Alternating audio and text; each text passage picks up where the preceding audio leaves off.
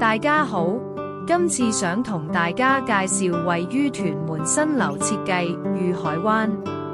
呢個項目發展商係新鴻基，由2座樓宇組成，共有669個單位，設有開放式至3房間隔，實用面積為254至731平方尺，於2020年11月開始落成。小學校網係71區，中學校區係屯門。今次呢個單位實用面積305尺，睇下設計師點樣打造奶油北歐風嘅家啦。我哋同屋主一齊打破咗呢個傳統，呢度冇電視櫃，亦冇笨重嘅大梳化，保留最闊落嘅空間感。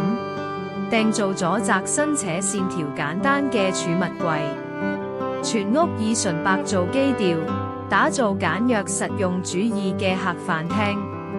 客廳核心係一部鋼琴同2張單人座椅，移動式家具令空間彈性倍增，屋主可以隨心所欲調整佈局。電視唔再係必需品，反而係音樂同對話。呢種設計體現咗現代人對生活嘅追求，增加家人之間嘅深度連結。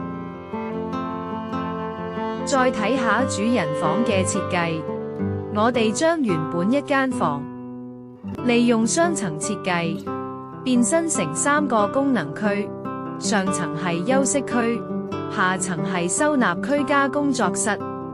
下層我哋採用咗趟門設計，劃分出一個獨立空間，既係多用途工作室，亦係一個精緻嘅獨立衣帽間。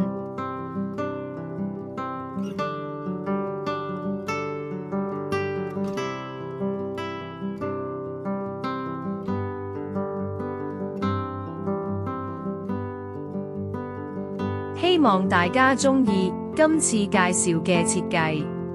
想知更多 Base Design最新資訊，記得 subscribe 我哋 YouTube channel，follow Facebook 同 IG 啦。